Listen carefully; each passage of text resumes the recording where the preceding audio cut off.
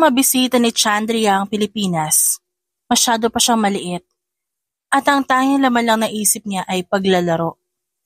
Ngayong bumalik siya sa pangalawang pagkakataon, ang puso niya ay walang ibang nararamdaman kundi ginhawa at saya.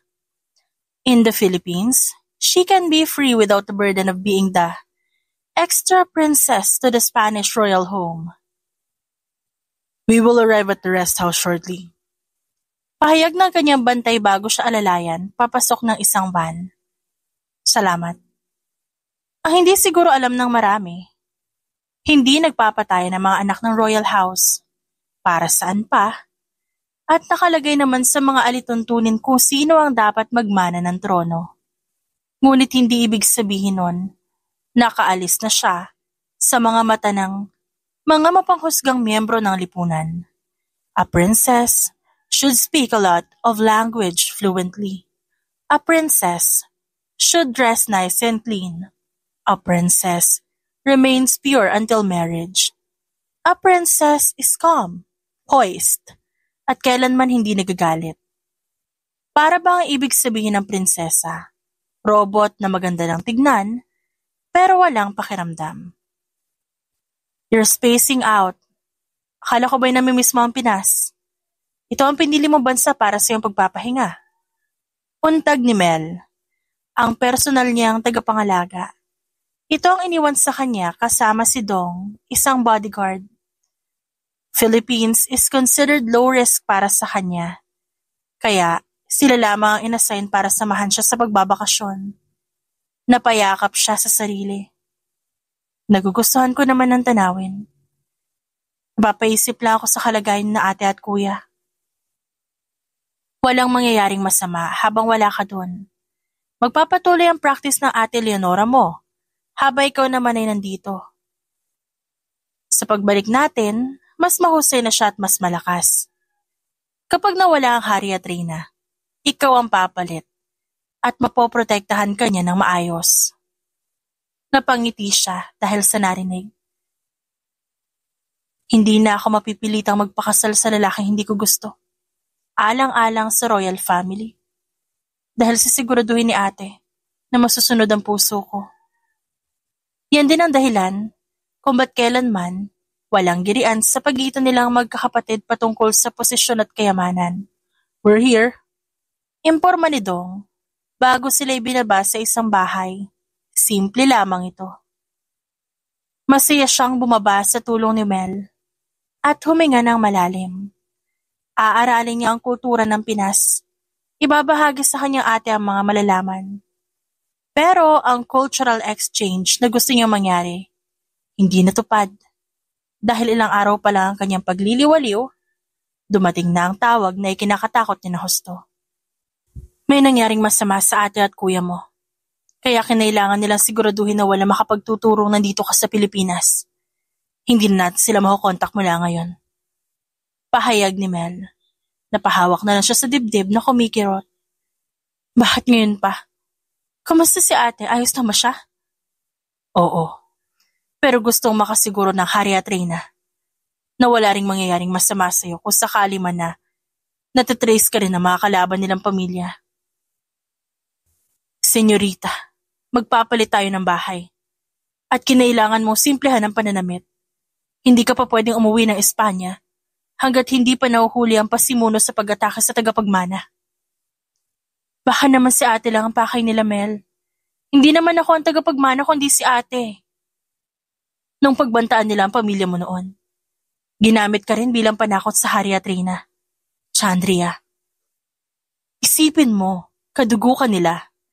Sapat na yun para magdulot ng sakit at hinagpis sa pamilya mo. Ayaw man niyang tanggapin ang sinabi ni Mel, may punto ito. Agad siyang nagbihis ng simple at bumaba para sa biyahe. Naging tahimik ang kanilang transportasyon, maliban na lang na mapadaan sila sa liblib na bahagi ng isang bayan. Pumutok ang gulong ng kanilang van, nagpalitan ng mura sina Mel at Dong. "¿Qué pasa?" Bulalas niya dahil sa gulat. Sa pilitang pinababa ng sasakyan si Dong, at gayon din sa kanya at kay Mel. Agad niyang tinakpan ang muka habang bumababa ng sasakyan. Ginaya ni Mel ang kanyang kilos. Ibaba ang inyong mga kamay. Sino si Senyorita Chandria? Ikaw ba? Dinuro ng isang lalaki si Mel dahil sa marangyang suot nito kumpara sa kanya. Sumilip sa kanya ang babae bago nagwala.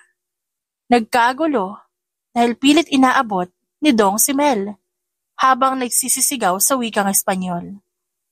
Saglit na binilang ni Chandria ang mga kalaban bago umatras habang nakatake pa rin ang mukha gamit ng jacket. Hoy ikaw, ba't ka nagtatago? Pakita mo nga yung mukha mo. Pumihit si Chandria at nagtatakbo paalis. Nang akmang hahabulin siya no apat, saka naman kumilos sina Mel at Dong at nilabanan sila. Hindi siya lumingon at nagpatuloy sa pagtakbo. Pinakinggan niya ang paligid para masigurong walang sumusunod. Subalit mukhang may isang nakahabol. Tumigil ka! Sumigaw siya at humingi ng tulong. Nagpunta siya sa gilid ng highway. Saka naman siya inabutan ng masamang loob. Halika nga rito. Siniguro niyang maililihim niya ang mukha habang hinaharas siya ng lalaki. Hindi pa siya namumukhaan ng mga ito, kaya't hanggat maaari, itatago niya ang kanyang mukha para kahit papano malaya pa rin siya. Papakitaan niya sana ng galing sa self-defense ng lalaki, nung biglang may lumipad na bato at sumentro sa ulo nito.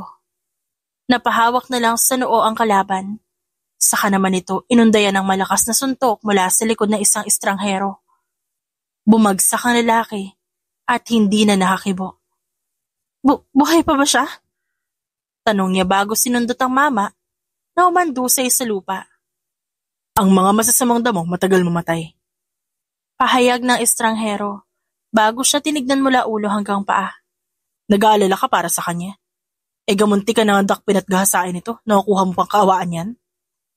Ang totoo niyan, ayaw niya lang na magpunta ng pulis at ipaalam ang nangyari dahil tiyak hahanapan siya ng ID at mabubuko ang kanyang informal visit sa bansa. Low-key na low-key ang kanyang pagpunta dito at tanging mga piling opisyalis na nga nakakaalam. Kung may involve ang press, kahit pag-utot niya hindi na maitatago. Dumating ka naman agad kaya salamat. Ako si Chandria, ikaw si? Ace. Tura nito matapos hawakan ng kanyang palad. Gusto mo makisabay sa motor ko? Kasya ka pa dito. Ihatid na lang kita, total nandito na ako. Tagasan ka ba? Nakakapagtaka nga kung ba't nasa liblib na lugar ang lalaking to. Pero mukhang hindi naman banta para sa kanya. Agad siyang sumampas sa motorsiklo at kumapit sa bewang ng lalaki. Sanay siya dahil kahit sa kanila, kung sino-sino ang nag-aayos sa kanya o nagbabantay araw-araw, hindi na bago sa kanya makihalubilo. Mahahanap siya ni Mel at Dong pagkatapos silang maayos ang gusot. Wala akong bahay na matutuluyan sa ngayon. Pwede ba sa inyo na lang muna ako? Natigilan ng lalaki sa gitna ng pagpadyak para mag-start muli ang sasakyan. Ano ka mo? Kita mo naman kanina, di ba? May nagbabalak sa akin na kidnapin ako. Saan pa ba ang mas ligtas na lugar kundi sa bahay mo? Tinignan siya ni Ace ng mariin. Miss, di ka ba scammer? Sa ganda mong yan, pati itong ganap na to. Sa palagay ko, scammer ka talaga eh. Ace, sige na, please. Hindi ko ibababa ng ganito ang sarili ko kung talagang hindi ako namimiligro. Wala nang nagawa ang lalaki kundi bumuntong hininga at umalis na sa lugar na yon. Tumigil sila sa isang simpleng bahay. Mas maliit kaysa sa pinagstayan nila noong una. Malinis naman ang paligid. May 2 aso na nagbabantay sa gate. Teka lang, itatabi ko lang si Kokoy at Dagul. Huwag ka mag-alala, naturukan naman sila ng anti-rabies vaccine mula sa barangay. Sabi ni Ace bago na mewang. Maligo ka muna. May extra damit yung kapatid ko doon sa kabilang kwarto. Yung walang sign na do not enter ha. Pagkatapos nun, mag-usap tayo ng masinsinan. Agad siyang kumilos at 2 oras pa ang dumaan. Nakaupo na siya sa sofa ng bahay at kalaro ang mga aso ni Ace. Habang pinapatuyo niya ang buhok gamit ang tuwalya. Naglaba ka ba sa banyo? Tanong ng lalaki bago umupo sa tapat niya. Hindi. Imposible? Naligo ka lang ng 2 oras? Yes, binilisan ko na. Kasi baka may naghihintay. Mabilis na yung 2 oras para sa'yo. Hala siya. Mamumulubi ako sa bill ng tubig nito. I can pay. Kapag may work na ako, I can definitely pay you. Pangako niya sa lalaki. O saan ka nagtatrabaho? Sabihin mo, Aber. Maghahanap pa lang. Aniya at napaiwas ng tingin. Napangiwi si Ace bago tumulala sa kisame ng bahay. Maya-maya pa huminga ito ng malalim. Okay, ganito, habang wala ka man trabaho, aasahan ko maglilinis ka dito sa bahay. Okay ba? Tapos kapag settled ka na, wala ka ng problema. Makakaalis ka na agad. Kahit huwag ka na magpaalam sa akin, ayos ba? Aalis nang walang paalam? But that's so rude. Narealize ko kasi, Miss Chandria, na nilalagay ko ang sarili ko sa peligro. Dahil nakikisali ako sa gulong, hindi ko naman maintindihan. May 2 pa akong aso na inaalagaan, kaya di pa ako pwedeng magbabay. Mag-ambag ka, di pwede yung puro ganda lang. Di nakakabusog ang kagwapuhan o kagandahan. Tumango siya at ngumiti. You are very honest. I like that. Kumunot ang noo ni Ace bago wala sa sariling tumango. Nag-asawa na yung kapatid ko, kaya yun na yung kwarto na yan. May niluto ako sa kusina. Kumain ka muna bago ka magpahinga. Aakit na ako. Ako na ang maghuhugas ng pinggan. Salamat, Ace. Napatingin siya kina Kokoy at Dagul na parehong nakatingala sa kanya. Who wants to eat? Let's go! Alok niya sa mga aso bago kinausap ang mga ito habang siya'y kumakain. Matapos ang lahat, pumanhik siya sa silid ng kapatid ni Ace at naglagi sa maliit na balkonahe ng kwarto. Inalala niya sina Mel at Dong. Saglit siyang nagdasal sa wikang Espanyol bago nilabanan ng kagustuhang tawagan ng kanyang kapamilya. Kamusta na kaya sila? Naluha pa siya nang sumimangot siya sa sariling kadramahan. Kaya naman, umaasa siyang magiging maayos ang kanyang ate Leonora. O baka talagang siya lang ito nag-overthink. Napatingin siya sa kaliwa at halos mapatalon sa pwesto nang makita si Ace sa duyan ng sarili nitong balkonahe sa kwarto. Ngumunguya ng chichirya habang pinapanood siyang umiiyak. Kala ko ba matutulog ka na? Oh, sa katunayan nga, dito ako natutulog madalas. Nakakabulabog yung paulit-ulit mong paghinga ng malalim ah. Napaiwas siya ng tingin. Well, sorry sir. Kung naabala ka ng pag-aalala ko, sisiguraduhin kong di mo na maririnig ulit dahil papasok na ako. Chandria! Lumingon siya rito. Si Ace naman ang bumuntong hininga at umiling. Huwag kang mag-alala, magiging maayos din ang lahat. Dalasan mo lang yung pagdadasal mo. Siguraduhin mong makikinggan ka niya para maayos na yung buhay mo. Tumango siya at tinignan ng chichirya sa kamay nito. Brush your teeth before you sleep. Sa ganyan lumalala ang cavities, nakaka-bad breath yan. Umirap ang lalaki at humiga muli sa duyan. Ewan ko sa'yo, kinukomfort ka na nga eh. Natawa naman si Chandria. Useless ang pagpapakalma nito sa kanya dahil hindi naman ito alam ang kanyang problema. Kaya alam niyang hindi ito genuine at nakikisimpatya lang sa lungkot na nararamdaman niya. Hindi niya kailangan ng ganun. Sapat na ang tulong ni Ace sa kanya mula pa noong una. She is grateful at ibabalik niya ang utang na loob na ito sa tamang pagkakataon. Inasahan na ni Chandria na si Ace yung tipo ng tao na mitikuloso at ubod ng seryoso sa bawat ginagawa. Ang hindi niya nahulaan kung gaano ito kadesidido na tulungan siya sa paghahanap ng trabaho. Sa loob ng 2 araw, nagawa siya nito ipasok sa isang bakery. Marunong ka naman siguro sa pagbe-bake. Pwede na yun.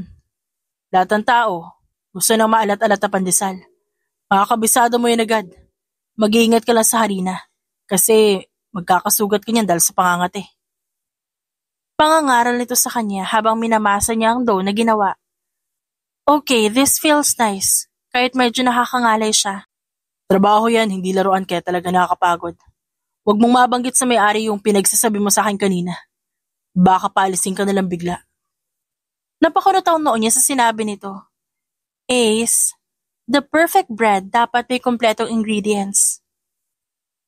Ma'am, yung mga binanggit mo ingredients, Presyo na po ng 4 na buong sliced bread ang isa. Sino hindi malulugi doon? Sabat na lalaki habang namewang pa. Hinintay niyang lumayo ito sa kabumulong. At least, my bread will taste super perfect, diba? Narinig niya ang pag-iyak ni Kokay at Dagul habang naliligo ang mga ito kaya binilisan niya ang pagmamasa. Pag naabutan siya ni Ace, may iba na naman ito sasabihin at maiinis lang siya. Nung magsimula na siya sa pagbebenta sa panaderya, sa kanya lang na-realize kung gaano kahirap ang trabahong may kinalaman sa customer service. Nakasuot pa siya ng disguise, bagay na hindi man lang ikinatataka ni Ace. Baka iniisip nito na may utang siyang tinatakasan. Ito po ate. Ay! Sa pangatlong pagkakataon, iba na naman ang tinuro ng babaeng bibili. Huwag na lang pala, baka maliit ang palaman, ito na lang po. Sure na yan? Di na magbabago isip mo? Yes po. 5 piraso. Isinilid niya ang mga tinapay sa paper bag nang bigla naman itong umirit. 2 lang pala niyan ate tas 3 monay. Nagpapabili nga pala nanay ko baka makalimutan ko pa. Huminga ng malalim si Chandria. Pinakakalma ang sarili. Pabili ng 10 putok, miss. Ito ring torta, 2. Si Ace naman ngayon ang bumibili. Ang init-init na nga ng suot niyang wig at may peke pa siyang ababot sa muka. Mas umalinsangan ng tanghali dahil sa mukha ng lalaking to. Sinimangutan siya ni Ace. Wala akong putok, sir. Baka ikaw meron. Naglagay siya ng torta sa lalagyan habang si Ace naman sinamaan siya ng tingin. Sabing 10 putok, ano bang problema mo? Ano ba kasing putok yun? Niloloko mo ba ako? Natigilan ng lalaki. Nag-umpisa namang magsitingin ng ibang mamimili sa kanilang diskusyon. Star bread, yung putok. 10 star bread. Napairap si Chandria. Star bread lang pala, puputok-putok ka pa dyan. Nakasulat naman dyan, ayaw mo pang basahin. Ang init-init na ginugulo mo pa yung isip ko. Natameme tuloy ang lalaki dahil sa sinabi niya. Pinaalis niya ito matapos ibigay ang gusto. Huwag mo nang bayaran, it's on the house. Umalis si Ace na nasa malayo ang tingin. Pumalit ang isang matanda. Asawa mo na? Mukhang may lover's quarrel kayo ah. Uso din sa ama niya noon. Mapapatawad mo rin yan agad. Hindi na lang umimik si Chandria. Dahil ang init-init na ng pakiramdam niya dahil sa panahon. Para bang pwede nang magpaksiw sa kanyang kilikili. Hindi ganito ang nakasanayan niya. Kaya nilalabanan niya ang luha na gustong lumabas. Sana, dumating na si Mel at Dong para ma-rescue siya sa sitwasyong ito. Pag-uwi niya ng bahay, hindi niya naabutan si Ace sa kusina. May nakahaing pagkain sa mesa at may juice pa sa ref. Naligo muna siya bago nagumpisa sa pagkain. Inakyat niya sina Kokay at Dagul para laruin ang mga ito sa kwarto. Nababagot na siya, pero hindi naman siya agad makatulog. Lumabas siya sa balkonahe ng silid at doon nagpalamig dahil walang electric fan sa loob. Pakurot nga ng mga taba niyo sa liig at chuchuchu. Pangungulit niya sa aso. Hawakan mo maigi si Dagul. Lumulundag yan ng bigla-bigla. Sabi ni Ace habang naninigarilyo sa parte nito. Balak niya sana hindi ito pansinin. Pero dahil naninirahan siya sa bahay ni Ace, kabastusan ko hindi niya igagalang ang lalaki. Siyempre alam ko, di lang ikaw nagkaaso na dito, no? Umungot naman ang lalaki. I have a lot of dogs. Lahat sila cute na cute. Tas may kanya-kanya silang bahay-bahayan. Speaking of them, may isa akong aso na kamukha mo. He's a pitbull. Tapos lukot na lukot yung mukha. Tas maldito rin gaya mo. Okay. Tanging reaksyon ni Ace. Naiinis siya. Parang wa-effect dito ang sinasabi niya. Kumakain siya ng ipis tas nakahabol ng daga. Nag-uuwi siya ng basura sa amin kaya mabaho ang bibig niya. Since you two are alike, siguro ganun ka rin, no? Tumayo si Ace at pumasok ng silid. Natawa siya sa pag-aakalang nagawa niya na sa wakas na inis nito. Pero laking gulat niya noong bumulaga sa pinto ng kwarto niya ang lalaki. Pinapasok niya sina Dagul at Kokay. Plano niyang isara ang balkonahe at magulong dito para hindi siya maabot ni Ace pero mabilis siya nitong napuntahan. Babae, may tatanong ako. Dapat sumagot ka na maayos, ha? Napalunok siya nung isara ni Ace ang pinto at sila na lang ang nasa balkonahe dalawa. Ano yun? Joke nga lang eh. Pinatay nito ang sigarilyo. Sinipat siya ng tingin mula ulo hanggang paa. Magsabi ka nga ng totoo. Hindi ka talaga taga rito, no? Bukod sa itsura mo, malakas ang kutob ko na hindi ka pamilyar sa Pilipinas.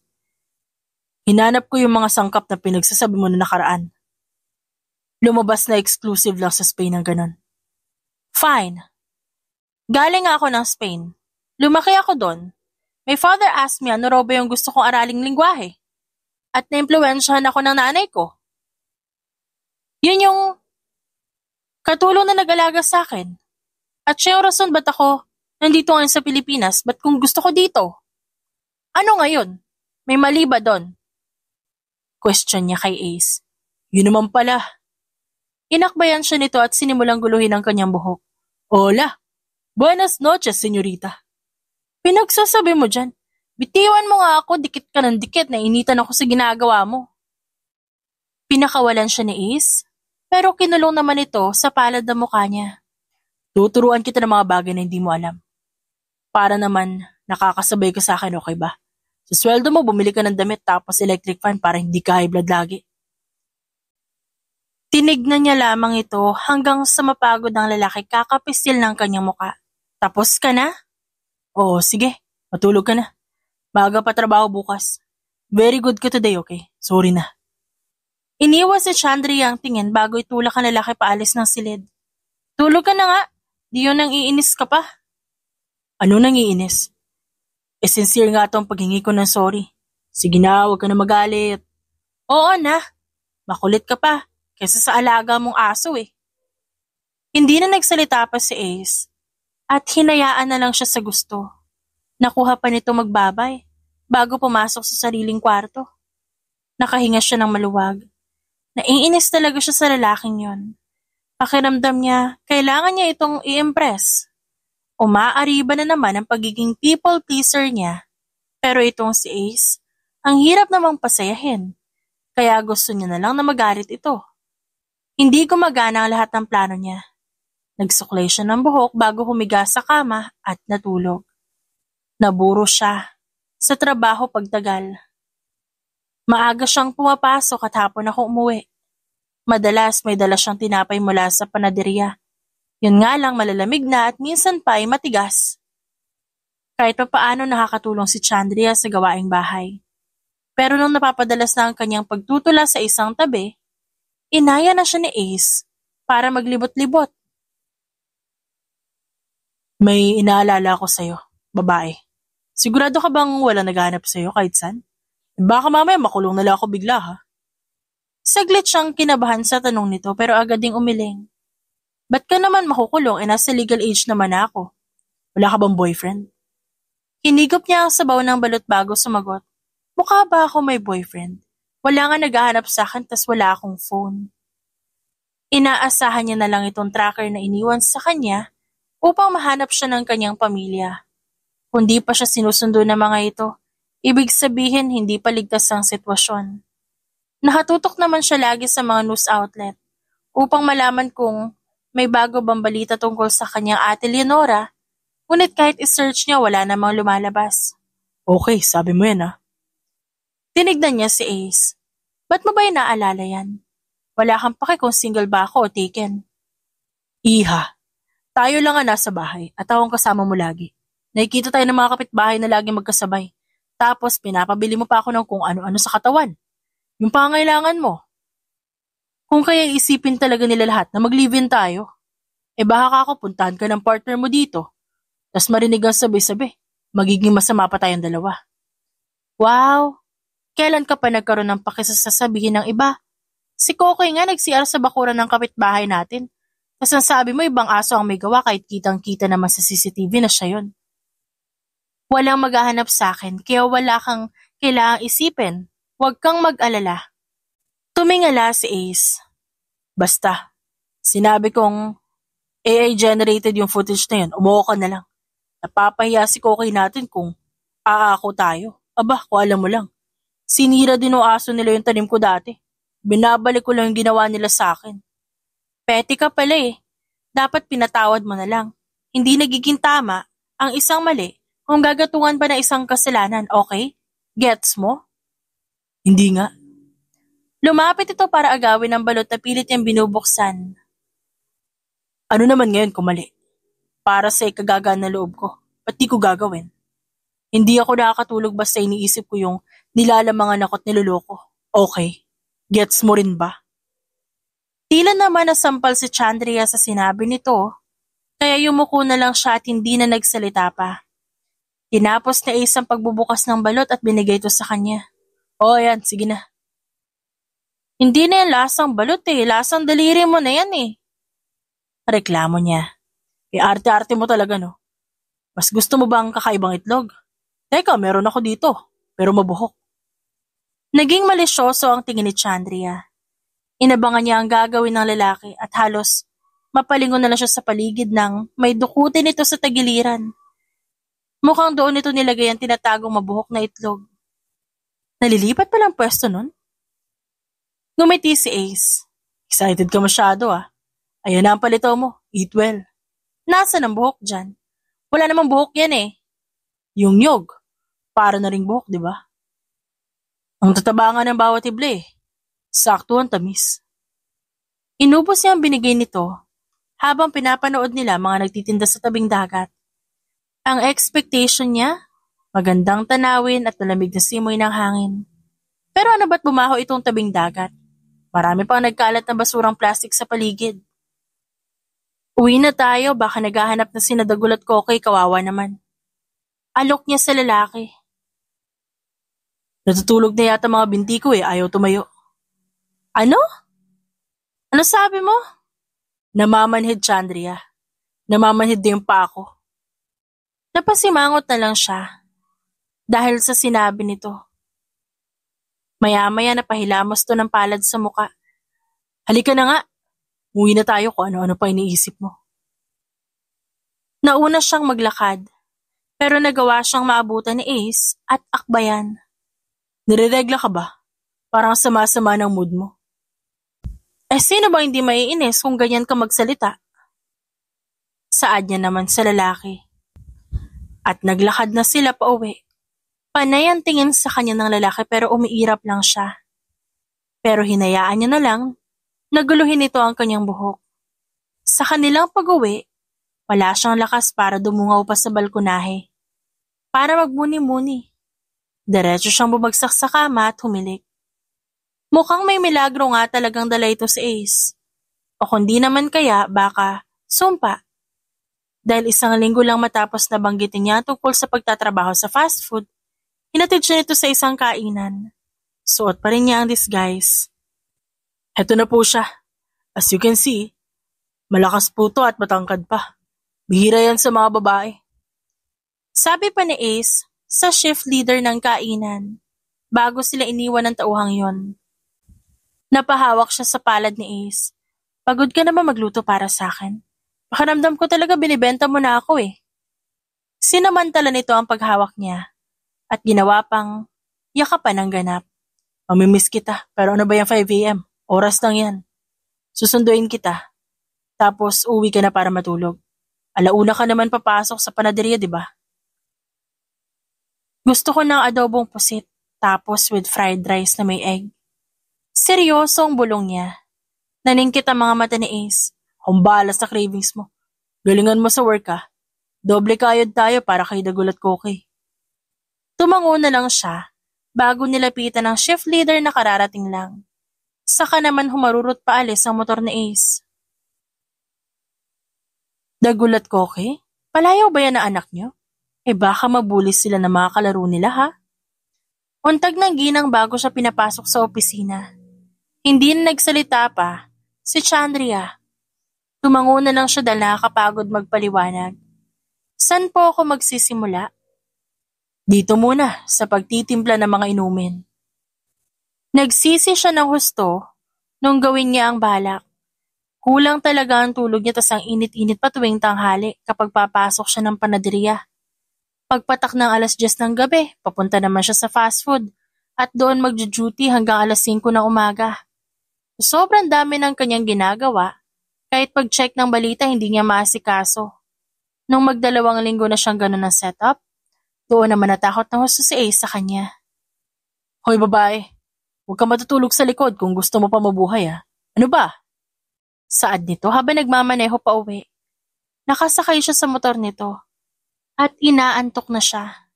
Napakahapdi ng mata niya at dry na dry pa. Tutal parang parusa naman tong dinadanas niya.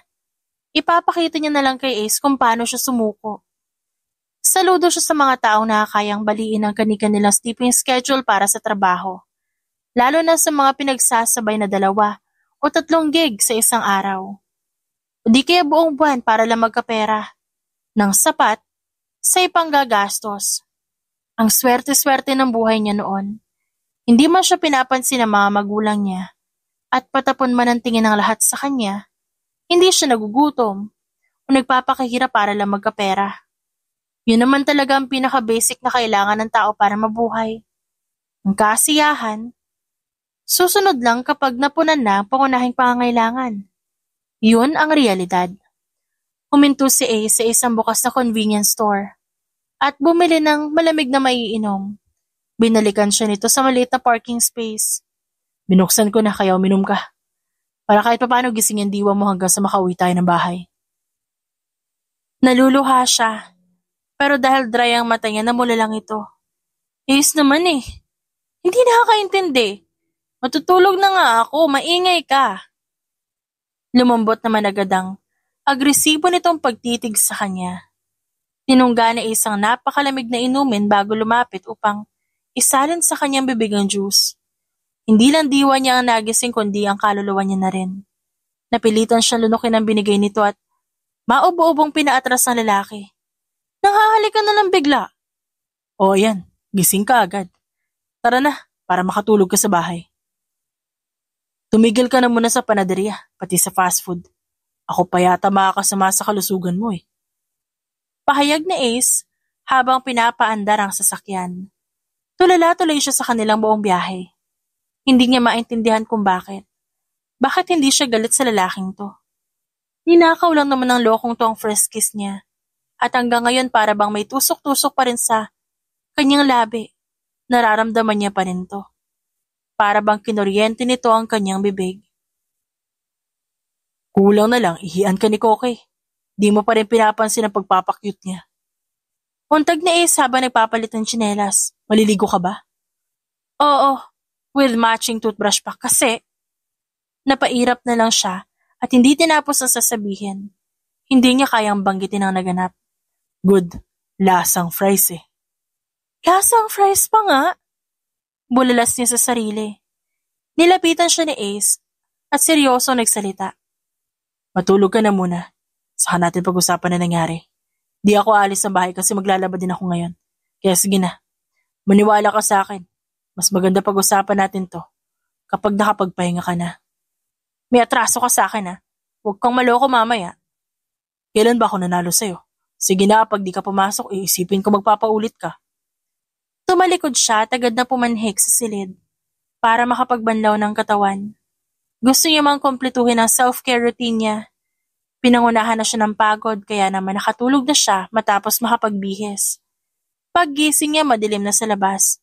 Talagang hindi siya ginising ni Ace at hinintay siya nito na kusang magising. Nag-ayos siya ng buhok at naglagay ng konting pulbo at lip tint sa mukha bago bumaba para kumain. Naabutan niya si Ace na kalalapag lang ng kanilang uulamin sa mesa. Good morning, Mom. Bungad nito. Adobong pusit with egg and fried rice. Iniwas niya ang tingin at umupo sa silya. Nabigyan na rin ba ng pagkain sina Dagul? Oo naman. Household rules. Una sila bago tayo. Tumango siya at naubusan na ng sasabihin. Kanina ang tapang-tapang niya pero ngayon tila naubusan siya ng lakas. Maliliit ang bawat pagnguya niya. Panay ang silip niya sa mukha ni Ace. Nagme-makeup ka na ngayon sa bahay? Gara naman. Puna nito. Nabilaukan siya sa kinakain. Anong makeup? Parang pulbo at konting tint lang Bakit masama ba to? Nagkibit balikat si Ace at natawa. Wala namang masama, nagagandahan nga ako Nakakaganang kumain basta maganda yung kasabay. Sumasarap lalo ang ulam. Konti na lang talaga at maiiyak na si Chandria sa pinagagagawa at pinagsasabi nitong lalaking to. Ginulo ni Ace ang utak at nararamdaman niya. Noon naman hindi siya nagpapa-impress kahit kanino pero ngayon, halos pigilan niya ang sarili na magpalit ng bestida. Napahawak siya sa kanyang mukha habang kumakain. Hindi naman siya pinansin ni Ace, kaya in-enjoy niya na lang ang pagkain at hindi na nag-abala sa sariling postura. Matapos nun, umakyat siya sa kwarto at nagpa siyang magkulong. Hinintay niyang kumatok si Ace pero hindi man lang ito nagparamdam. Dahil sa kawalang gana, naisipan niya na lang na tumambay sa balkonahe ng silid. Naabutan niya ang lalaking kanina pa niya iniisip. Nakaangat ang leeg nito at para bang hinihintay din ang kanyang paglabas. Hay, nabusog ka naman ba?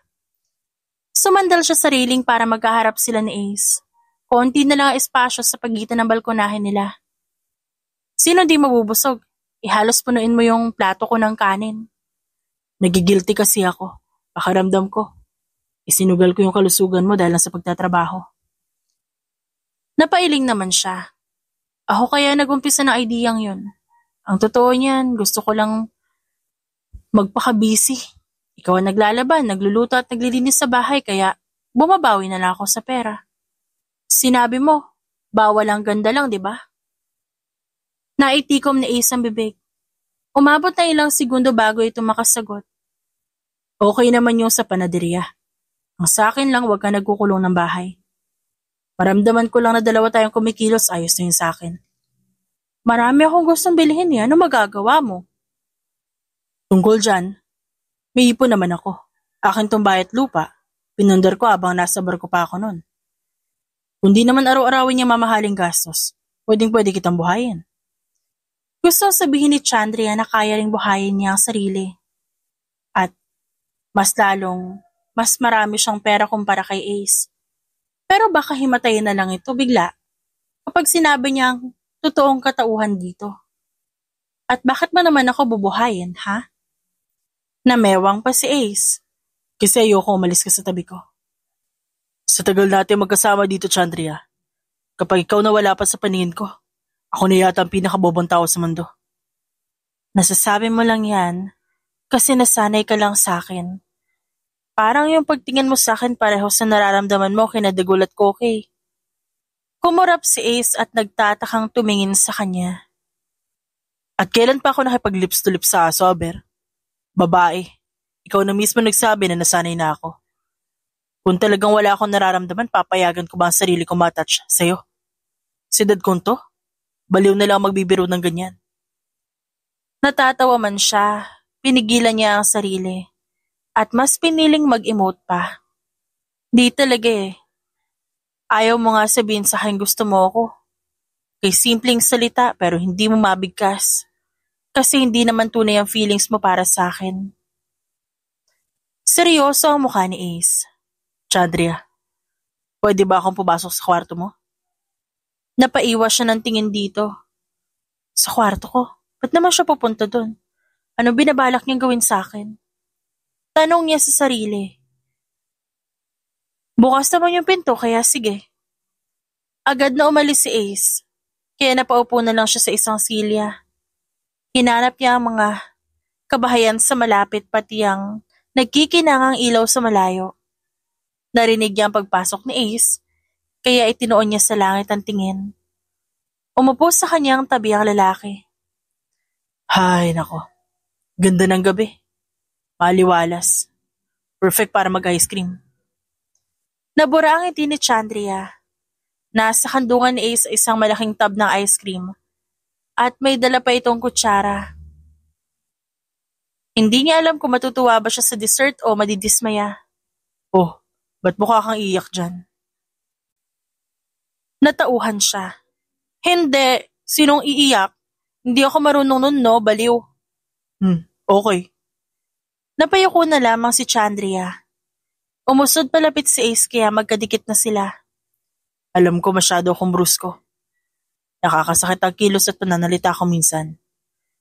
Sa marahas na buhay kasi ako nahubog at nasanay. Makakaya ko pang baguhin yun.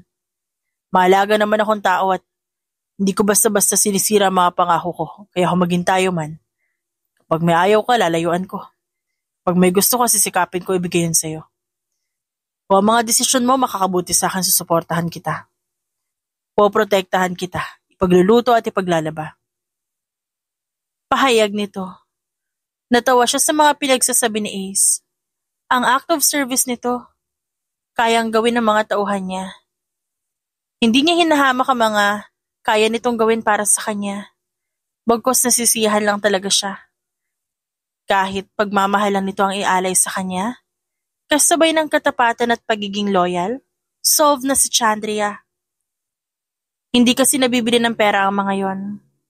The currency of loyalty, patience, and genuine care is love.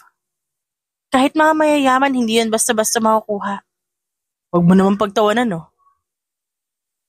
First time ko kaya na umamin sa isang babae. Kaya pasensya na akong corny. Anong first time? Sa edad mong to? Oh, pinag-aral ko yung kapatid kong babae. Kung saan sa lupalop ako ng mundo napunta para sa mga misyon ko. Tapos kung may konting oras ako nilalaan, binibigay ko na lang sa tulog ko. O di kaya nagpupundar ng negosyo. Yung takot ko mamatay sa gutom noon, mas malakas pa, kaysa sa takot kong tumandang mag-isa. Kumunotaw noon ni Chandria. Paano naman ngayon? Ganun pa rin ba yung pananaw mo? Ngumiti ng paglalapad-lapad si Ace. Siyempre iba na. May hustong ipon na kaya pwede nang lumandi. Napailing na lang siya. Ewan ko sa'yo. Ikaw ba nagka-boyfriend ka na? Kung meron man, edi sana kasal na ako ngayon. Tumango si Ace. Relihiyoso pamilya mo? O medyo conservative talaga yung pamamahay niyo? Kung alam lang nito, sobra pa doon ang dahilan. Pero para sa maikling panahon ng kasiyahan, ngumiti lang si Chandria. Date to marry ako eh. Kaya kung talagang seryoso ka, huwag na nating patagalin ang ligawan. Tayo rin lang nandito sa bahay mo. Maglolokohan pa ba tayo? Hindi nakapagsalita si Ace. Binuksan nito ang dalang ice cream at sumandok ng pagkalaki-laki. Una siya nitong sinubuan. Magtatanong pa sana siya kung ba't isa lang ang dala nitong kutsara. Nang bigla na lang nitong hinalikan ng kanyang labi at tinikman ang tamis ng ice cream sa kanyang bibig. Bumalik sa kanyang alaala ang una nilang halik kanina umaga at pinigilan niyang matawang muli. Mukhang matagal na palang may namumuong idea sa isip ng lalaking ito at ngayon lang isinakatuparan ng gustong gawin. Hindi niya na tinanong kung ba't isa lang ang dalang kutsara ni Ace. Alam na alam niya magiging sagot nito. Pinatigil nga siya ni Ace sa pagtatrabaho, pero bilang mapamaraan, naghanap siya ng pwedeng gawin para kumita. Mas gusto niya na maglagi lamang sa bahay at doon mag-bake o gumawa ng accessories. Nakita niya rin sa wakas ang ate Leonore niya na ligtas sa mga litratong uploaded mula sa official news outlet nila sa internet.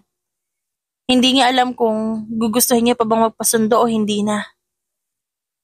Sila na lang naman ni na mama, papa, ate at kuya niya. Ang miss na miss niya roon.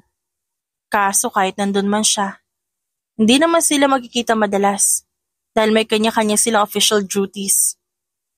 Dito kay Ace, may ginagawa pa siyang makabuluhan. Umalis siya ng bahay para bumili ng kakailanganin niya sa paggawa ng accessories. Cap lamang ang suot niya bilang pantago sa muka. Laking gulat niya noong may humilas sa kanya papasok sa isang fitting room. Mel! Bulalas niya. Kamusta ka?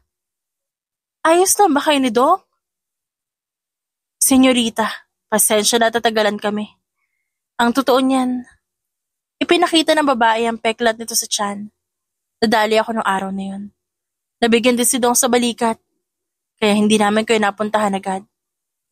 Naluhan na lamang siya habang tinitignan ang sugat ni Mel. Sino raw ang nasa likod nito? Napakulong na ba sila? Oo. Isang militanteng grupo ang nagsimula na lahat.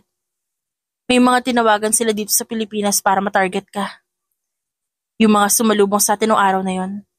Isa lang sila sa mga gustong manakit sa'yo.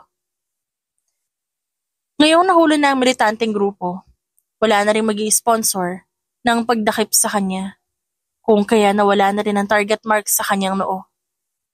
Senyorita, saan kayo tumutuloy? Nawawala ang signal nyo. Ngayon lang muli nagpakita kaya pinuntahan kita agad. May nangyari ba? Napangiti siya. Wala. May nagligtas sa akin noong araw na tambangan tayo. Kinupkup niya ako habang namimiligro pa yung buhay niyo. Kaya walang problema. Maraming salamat kasi dahil sa inyo ni Dong, buhay ako ngayon. Dapat pasalamatan natin ang Ginoong yan, senyorita. Pwede niyo na ipagpatuloy ang bakasyon niyo. Pero sa susunod na buwan dapat uuwi na tayo. Imporma ni Mel. Nakaramdam ng lungkot si Chandria. Ayaw niya pang umalis. Kakasimula pa lang ng relasyon nila ni Ace at hindi niya gustong matapos ito agad. Nasisiyahan pa siya sa lahat ng kanyang ginagawa kahit may bangayan man. Hindi niya na iniinda dahil nagkakabati sila agad. Hindi pinapalipas ng lalaking yun ng isang araw na magkaaway sila. Ibang-iba sa mga kadugo niya na minsan pa, hindi sila nagpapansinan ng buong buwan. Ipakikilala kita sa kanya bago tayo umalis. Sa ngayon, doon muna ako makikitira sa kanya. Sabi niya kay Mel, ayaw niyo pa po umalis sa poder ng tagapagligtas niyo. Hindi niya itinago kay Mel ang kanyang matamis na ngiti. Oo, naghahanap lang ako ng tiyempo para makausap siya tungkol sa katauhan ko. Gusto niyang sabihin na hindi naman siguro siya sasaktan ni Ace, subalit nais niya rin makilala ng mga ito ang lalaki bago umalis. Gusto niyang purihin nila ang lalaking una niyang naging boyfriend at sabihin kung gaano ito kabait. Kinagabihan, napansin ni Ace ang kanyang pag-iwas. Tinapos muna nito ang lahat ng gawain bago sinamahan sa paglalaro. Kina Koki at Dagul. May nangyari ba sa mall kanina? Ang tahimik mo. Wala, may iniisip lang ako. Nga pala, free ka ba sa susunod na linggo? Sa Miyerkules wala akong gagawin. Bakit? Tapos naman sa rin natin Birthday mo ba? Anong birthday? Malayo pa. May ipapakilala kasi sana ako. Umayos na upo si Ace at tumingin sa kanya. Ipapakilala mo na ako sa magulang mo? Parang gano'n na rin siya. Huwag kang mag-alala, mababait naman sila kaya ayos lang. Napayakap sa kanya ang lalaki. Magugustuhan kaya nila ako. Di ka naman nila sasampalin ng pera at sasabihang lumayo sa akin. Totoo? Sayang naman. Tanggapin natin yung pera tapos takas tayo. Magtayo tayo ng farm tapos ikaw ang bahala sa pagtatanim. Ako sa pag-aalaga ng mga hayop. Natawa naman si Chandria sa sarili. Pero ang una niyang naisip isagot ay, oo, sure, sige. Kahit anong maisipan nito basta kasama siya sa plano, okay na okay. Pangarap mo siguro na buhay yan, no? Tanong niya. Napangiti si Ace. Sino ba naman makakatanggi sa isang mapayapang buhay? Siya nga pala, si Eunice. Pupunta dito para bisitahin ako. Hayaan mo muna mangulit yun tas kapag sumobra na, saka mo batukan. Ang lupit mo namang kuya. Mas malupit yun, makikita mo. Pagkatapos kanyang guluhin, malalaman mo agad lahat ng kahihiyan ko sa mundo. Walang patawad yun Kinabukasan naintindihan ni Chandria ang ibig sabihin ni Ace. Tangan-tangan ni Eunice ang braso niya habang nasa kusina sila at nagbe-bake siya. Si kuya, may mga araw na umuwi yan galing trabaho, ang dugyot-dugyot tingnan. 1, 2 linggo mawawala, tas pagbalik mukhang asong kinawawa. Okay lang ba sa'yo si kuya, ate? Hindi na siya ganun ngayon. Araw-araw nga umuwi ng maaga si Ace. Sagot niya, talaga? Baka ayaw lang talaga ako makasama ni kuya dati kaya ganun. Baka naman ang totoo, kumakayod siya ng todo kasi nag-aaral ka pa. Tugon niya, ayaw ni Chandria na pag-isipan nito ng masama ang kuya. Gets ko naman po yun, pero aminin natin, iba talaga ang trato ng lalaki sa mga partner nila at sa mga kapatid nila. Ginulat ni isang kapatid at ginulod din ang buhok. Balak mo pa akong siraan kay Chandria. Kapag yan umindi sa akin oras na mag-propose ako, talagang bibitayin kita. Kuya naman, alam mo ba kung paano ko alagaan tong rebound ko? Mahal yan Dumapos sa malayo ang tingin ni Chandria. Ayaw niyang mag-overthink sa sinabi ni Ace, pero alam niyang may katotohanan ng biro nito. Ito kasi ang tipo ng lalaki na gusto nang mag-settle down. Kaya niya bang biguin ito sa susunod na linggo? Pamilyar ang mukha mo sa akin, ate. Para ba nakita na kita sa magazine dati? Naging cover girl ka na ba dati? Kinabahan siya. Hindi pa. Standard Spanish features naman tumukha ko kaya natural lang na medyo kahawig ko yung nakita mo. Talaga? Magaling ako mag-memorize na mukha eh. Talaga nakita na kita dati. Eunice, huwag mong kinukulit si Chandria. Ayos lang. Basta, yung totoo, nakita ko na talaga siya dati. Basta rin, hindi pa ako nagko-cover ng magazine. Hay nako, ang bilis ng oras. Kailangan ko na pala umuwi. Maya-maya susunduin na ako ni James kaya magpapaalam na ako agad ha. Bye kuya, bye ate. Kumaway siya sa babae. Mag-iingat ka sa daan. Matapos ang buong araw na tsismisan kasama ang kapatid ni Ace, halos wala na siyang boses na mailabas. Salamat at i-entertain mo yung lukarit na yun. Seryoso ako sa binanggit ko kanina, Chandria. Hindi ako magpo-propose agad bukas o sa makalawa. Pero talagang gagawin ko yun. Kaya hanggat maaga pa, maging tapat ka sa gusto mong gawin sa buhay para alam ko kung kailan ako pwede magplano. Hinarap niya ang lalaki at nagtago sa braso nito. Saka mo na isipin yan. Gabi na, kaya matulog na tayo. Dumating din ang araw na kinatatakutan niya. Sumama siya kina Mel at Dong para mag-ayos ng dating bahay na tinirahan niya. At nakiusap sa mga kapamilya sa tulong ng video call. Matapos i-finalize ang kanyang pag-alis, bumiyahe na sila papunta sa bahay ni Ace. Nagpaalam na siya na may aasikasuhin.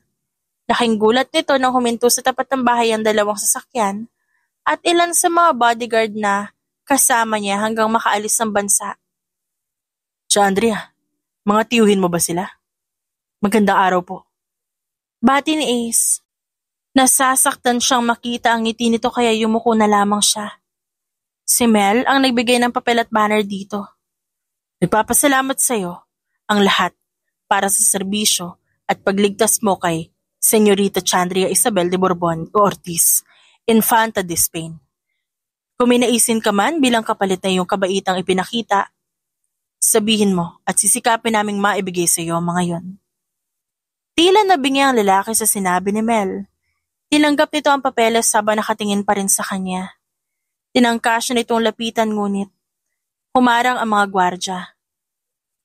Dito na rin magtatapos sa anumang ugnayan mo sa aming senyorita. Babalik na siya na Espanya. Makakasama niya na ang kanyang pamilya dahil sa tulong mo.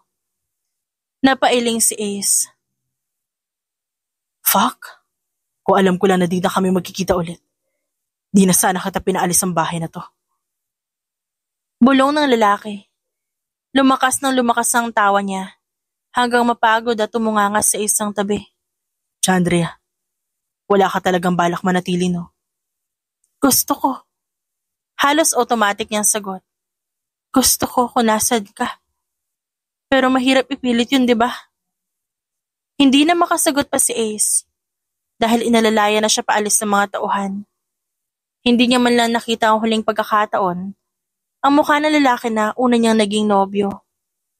Isusulat sa journal na minsan siyang sinagip ng isang masungit na lalaki pero hindi isasama sa pwedeng isulat na nahulog siya sa lalaking yon at naging sila na minsan siyang sumaya. Hindi ganon ang love story ng isang prinsesa. Akala niya hindi siya iiyak, subalit habang nasa eroplano, doon bumuhos ang kanyang matinding emosyon. Si Mel at Dong lang ang talagang nakikisimpatya sa kanyang nararamdaman. Hindi napipigil ang dapat mangyari, Chandria. Dahil ipinaglayo kayo ng panahon. Baka ibig sabihin lang talaga nun hindi kayo para sa isa't isa. Pagpapagaan ni Mel sa loob niya. Paano kung sawa ka na sa mga bagay na gaya nito? At gusto mo naman yung bago? Yung hindi pilit tapos malaya ka na hakakilos. Kay Ace kasi kahit kailan hindi ako napilitang maging iba. Masayang-masaya ako sa kanya, Mel. Nag-iwas ng tingin ng babae. Kung makikilala mo rin ang lalaking yan, higit pa sa gusto nitong ipakita, nakabutihan sa harap mo. Naintindihan ko. Nararamdaman ko yun. Napatango na lamang siya dahil may punto si Mel. Hindi niya mapipigilan ng ina't ama niya na ipitin si Ace oras na malaman ng mga ito ang totoo at ang lahat ng nangyari.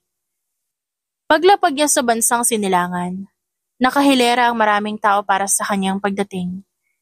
Isa sa mga nag-aabang ang kanyang Ate Leonora at Kuya Dominic.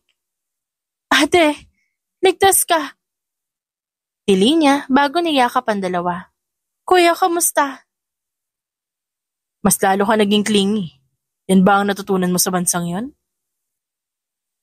Puna ng kanyang ama na hindi pinansin ng magkakapatid. "Sa lakas kong to, kakailanganin ng 10 stallion, saka ako mapapatumba. Itong si kuya mo, mas inigihan ng self-defense classes niya. Gusto na rin yatang sumali sa sandatahan." Pagbabahagi ng kanyang Ate Leonora. Kapag may napahamak sa atin, ako ang mangunguna sa pag-rescue sa inyo. Hindi ko unahin ang press control at party bago kayo puntahan. Napailing ang ama nila. Di pa rin tapos dyan sa tirada mo, Dominic, ha? Pumasok na tayo sa loob at baka naiinitan na ang nanay nyo. Talagang nagtagalog pa ang mga ito para sabayan siya. Isa sa mga nakahiligan nilang magpamilya, matuto ng iba't ibang lengguwahe. Kinailangan yon para lumakas pa ang apil kapag nakikihalubilo sa iba. Kumusta ang karanasan mo sa Pilipinas? Untag ni Leonora nang sila na lang ang nasa silid. Maagang nagpahinga ang mga magulang nila. Maganda naman. Huwag ka lang dumayo doon kapag tag-ulan. Kasi kabilaan ang pagbaha sa mga kalsada. Mababait ang mga tao. Gusto ko nga bumalik doon eh. May nakilala ka bang lalaki? Nakipag-date ka ba? Date? Itinuon niya sa kisame ang paningin. Di ba masama makipag-date? Dito lang naman masama sa bahay ang pakikipag-date. Sa tingin mo ba hanggang ngayon, walang kinikitang babae yan si Dominic? Iba naman si kuya kasi lalaki siya. So wala nga. Nangalumbaba si Leonora at umiling. Meron. Natawa ng husto ang kanyang ate. Kaya naman kahit siya napangiti na lang din. Di ka makapaniwala, no? Oo naman. Malakas din pala yung loob mo.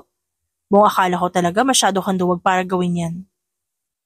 Wala naman talaga akong balak nung una, ate. Pero wala, magaling siya eh. Napapansin ko na lang na hindi nabuo yung araw ko kapag di siya ngumingiti sa akin. Nalalagay lang ako sa tahimik kung magkayakap kami at masaya. But that's not just dating, Chandria. That's love.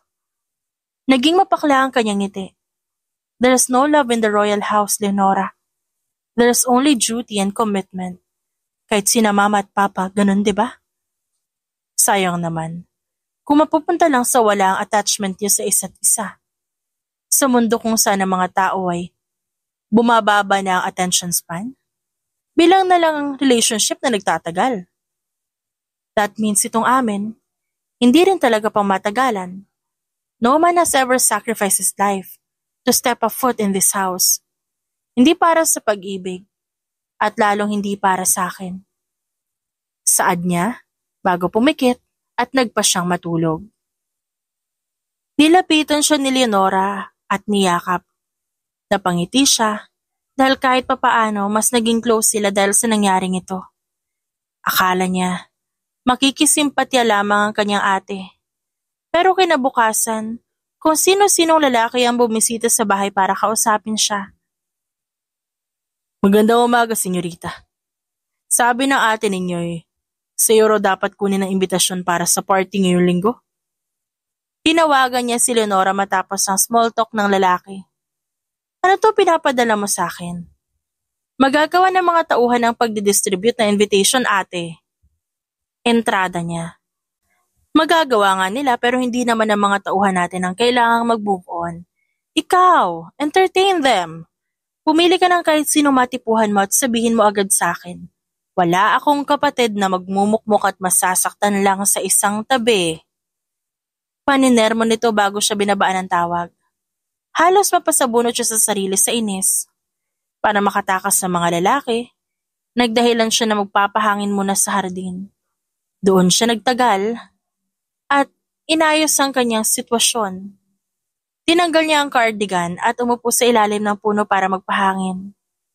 Iniisip niya si Ace at kung anong ginagawa nito ngayon. Baka nasa trabaho na ito. Oo nga, at kahit kailan, hindi niya tinanong kung ano nga bang trabaho ng lalaking yun. Hindi talaga siya girlfriend material. Siguro makakahanap din ng kapalit niya si Ace. Yung mas marunong mag-alaga, yung mas masarap pagluto at walang sabit. Nakita niya isang tauhan sa malayo na papalapit sa kanya. Nakasuot ito ng malapad na sombrero dahil sa init. Sumigaw siya. I want to be alone. Return to the house, pronto! Hindi nakinig ang tauhan at nakuha pa nitong tumakbo papalapit sa kanya. Agad na kinabahan si Chandria. Tumayo siya at nagandang sumigaw kung kinakailangan. Lumundag ang lalaki at tinangay ng hangin ng sombrero nito. Pumaibabaw sa kanya si Ace. Habol ang bawat paghinga nito at may pag-aalala sa muka. Bakit ka nandito? Anong balak mo gawin sa punong to, ha? Pang-iinterogan ng lalaki sa kanya. Ace, nandito ka? Hindi niya pinansin ang tanong nito. Yumakap ng mahigpit sa lalaki ang babae at nagpagulong-gulong sila sa damuhan. Nawala sa wakas ang pag-aalala ni Ace at napunan ng tawa. Tama na, madudumihan ka. Ngayon magsabi ka, ba't nandun ka sa punong yun, ha? Iniisip mo ba magbibigti ako doon? Huwag ka nga nagbibiro, ano ba? Hindi nga. Ang init-init kasi kaya nagtago muna ako sa ilalim. Nakahinga ng maluwag si Ace. Kanina pa kita minaman-manan. Nakikita ko na matamlay ka. Di ko inisip na baka dahil sa akin nagkakaganyan ka. Ang unang pumasok sa utak ko ay baka hindi mo na matagalan ang buhay dito. Kaya ko namang tiisin. Dito kaya ako lumaki. Di mo kailangan magtiis. Dapat sa'yo pinasasaya. Napanguso na lamang si Chandria. Ba't hindi ka nagagalit sa akin? Naglihim ako sa'yo, Ace. Nag-iwas ng tingin ng lalaki. Ako rin naman. May tinatago sa'yo. Nakapasok ako dito sa tulong ng binigay mong banner. Ang di nyo alam, isa ako sa mga tinawagan para dakpin ka, Chandria. Hindi coincidence ang pagkikita natin noong araw na yon. Ang sabi, may prinsesang kukunin. Sino mauna siya magkakapera. Gusto ko lang naman makakita na isang prinsesa sa malapitan kaya pumunta ako. Hindi ko naman inasahan na madadala kita pa uwi. Binigyan kita ng maraming pagkakataon para umamin ng totoo. Sa totoo mong katauhan pero di ka natinag. Napatayo si Chandria at pinigilan siya ni Ace. Gusto mo ma-experience ang normal na buhay? Hinayaan kita. Pinagsilbihan kita dahil alam ko yun ang nararapat sa'yo. Mahal kita. Magsabi ka lang na mahal mo pa rin ako, talagang itatanan kita mula rito. Ano? Sagot. Kinabahan siya. Noon pa man alam niyang brusko talaga si Ace pero ngayon niya lang napagtanto na malagangster pala talaga ang kumag. Hindi mo mapapantayan kung ano man na meron kami. Alam ko. Hindi ko mapapantayan ang yaman ng ama mo, Chandria. Pati na rin ikaw. Pero masisiguro kong walang magsasalita ng masama sa'yo. Dahil kapag nagkataong meron, tatabasin ko agad ang dila nila. Lulumpuhin para di na makalakad. Bubulagin para hindi na makakita. Ganon. Yun ang kaya ko. Napatakip na lamang siya ng muka. Hindi niya alam kung anong isasagot sa lalaking ito. Kahit kailan naman, hindi siya nito sinaktan. Kaya alam niyang hindi siya nito ipapahamak. May mga lalaking pinapapunta dito, yung ate ko, para makamove on daw ako sa'yo. Dumilim ang mukha ni Ace, pero hindi nagbago ang diin ng pagkakahawak nito sa kanya. Sila ba? Ano ngayon kung subukan nila magpapansin sa'yo? Sabihin mo lang na sa akin ka uuwi, kontento na ako. Totoo yan? Oo, halika na. Magpalit ka para hindi ka mangati dahil sa damo. Okay, teka, sa harap ka dadaan? Saan ako dadaan kundi sa harap? Ayoko akitin yung bintana nyo, lalapad. Baka pigilan ka ng gwardya namin, Ace. Ang sabi, pwede ako humiling ng kahit ano, bilang pabor sa pagligtas ko sa'yo. Ang tanging gusto ko lang naman ay ikaw, at sasabihin ko yan sa mga magulang mo. Usal nito. Inabot niya ang palad ni Ace at hawak kamay silang pumasok sa tahanan. Marami ang napasinghap sa nakita. Hindi kasi pwedeng makapag-holding hands sa isang prinsesa sa kahit sino. Siya nga pala, yung mga nireto na ate mo, kilala mo ba sila? Yung iba, oo. Sino-sino yung mga lalaking tumatak sa'yo? At ba't mo naman tinatanong? Baka kasi kilala ko naman pala. Nagdududa siya sa sinabi nito. Ginagawa mo pa rin ba yung trabaho mo? Hindi na. Pero kung gusto mo, babalikan ko. Hindi naman mawawala yung isang gaya ko eh. Napalunok siya. Gusto kong kalimutan yung gawain na yon. Nagdadasal ako lagi.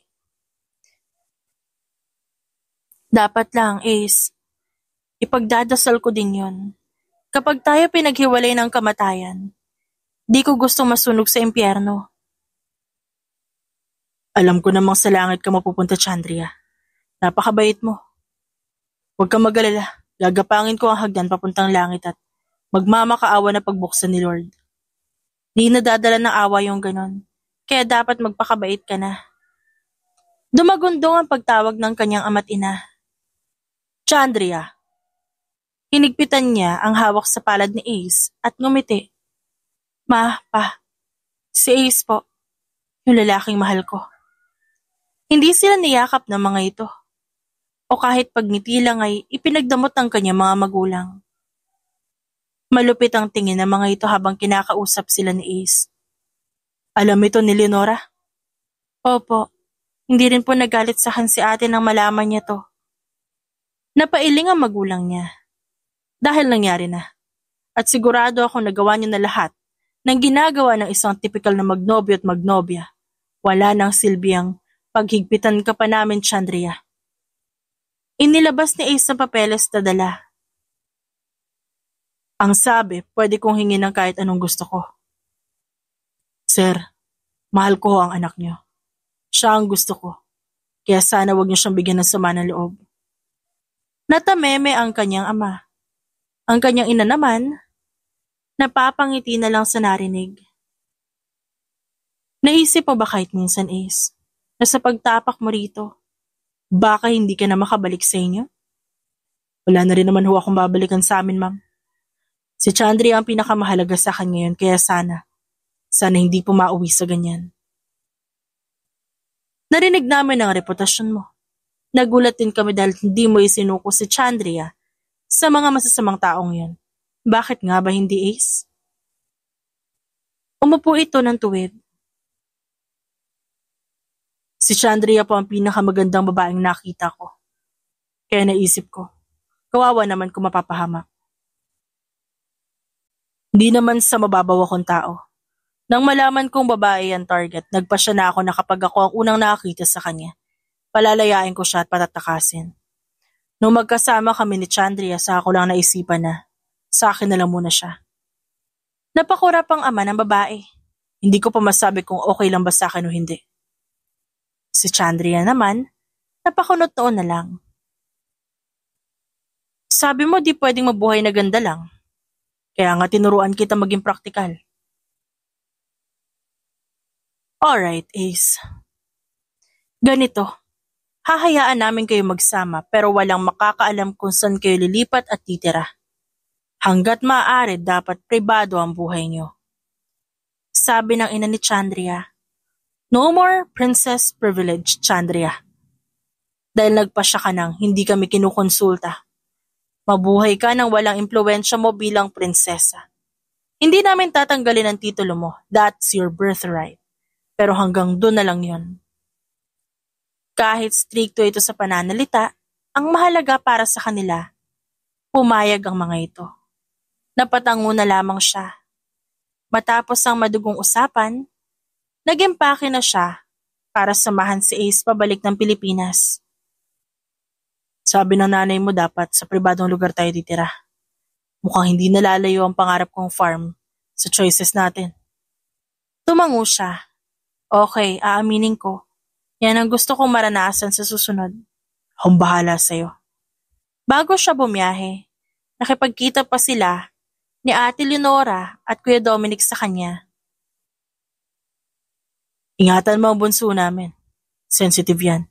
Maging maingat ka sa bawat sinasabi at ginagawa mo. Bili ng kuya niya. So you are the guy. Hindi ko may paliwanag kung ba't pakiramdam ko masamang tao ka.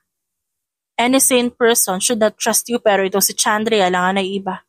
Are you obsessed with my sister? Hindi sumagot si Ace at pinili na lang umiti. Ang sagot ay nasa kinang ng mata nito. Napailing ang kanyang ate. Gustong-gusto mong makapag-decide para sa sarili mo. Kaya panahon na para mapanindigan mo ito. Hold on to that love because that's the only thing na kaya nating ibigay at matanggap unconditionally. Maybe I won't even get it for myself. Hinawakan niya ang kamay ng kanyang ate. Mangyayari din sa iyan ate, ikaw pa? Nang maglanding ang eroplano sa Pilipinas, ang unang bumungad ay si Eunice. May iwinawagayway itong magazine. Nasa front cover ang buo nilang pamilya. Ate, ito! Oh my gosh! Pinatigil ito ni Ace habang pilit siya itinatago sa mga nagtitingin ng mga tao. Wala siyang ibang maramdaman kundi saya dahil nakabalik na siya sa wakas. Ang sister-in-law ko, prinsesa? Kuya, anong klaseng dasal ang ginawa mo? Hysterical na tanong ni Eunice, kaya wala na nagawa si Ace kundi akbayan ito para guluhin muli ang buhok. Kuya naman sabing mahal ang bayad ko sa rebond. Maangas na tumingin sa kanya si Ace na para bang proud na proud sa ginawa. Kumindat lamang si Chandria at sa isang iglap nakadikit na sa kanya ang lalaki. At panay ang tanong kung may gusto ba siyang kainin. Ang totoo, wala siyang ibang gusto ngayon, kundi maligo. Matapos magpahinga sa tabi ni Ace, nanamnamin niya ang kalayaang natagpuan. Dahil hindi lahat ay pinalad na gaya niya. Kung minsan ang inakala nating perpekto, malayo pala sa saya na ina-expect nating matatanggap. The human is a bottomless pit. Kung ano ang ating tinatanggap at isinasa buhay, yun ang magpupuno sa pagkukulang na nararamdaman natin. Some people find fulfillment in spirituality and kindness. May mga tao rin na binubuo ang sarili gamit ang mga material na bagay. Kay Chandria at Ace, ang gusto nilang bumuo sa kanya-kanyang puso ay ang pagmamahal na hindi hinahadlangan ng titulo at kayamanan. It was simple and genuine. Pero mahirap pa rin ipaglaban. Walang ibang gagalaw para isakatuparan ng mga yon kundi sila mismo. Maihahalin tulad din natin yon sa sarili nating buhay. Kasi minsan, ang tunay nating kalaban para sa pag-abot ng pangarap ay ang sariling confidence. Fake it until you make it. Manifest it until it become true. Pray until it sounds like a song and reach the heavens. May we all be loved with the kind of love that we truly deserve. The end. It's shoutout time! Shoutout kina Imelda Forteza, Nori, Eileen Reynoso, Rosie Ricoperto, Hasmia Ayob, Lucille de Lima, Lily Sales, Virginia Salarza, Lina Nartea, Metal, Mary Jean Justo, at Gloria Soleza. Maraming salamat po sa inyong lahat.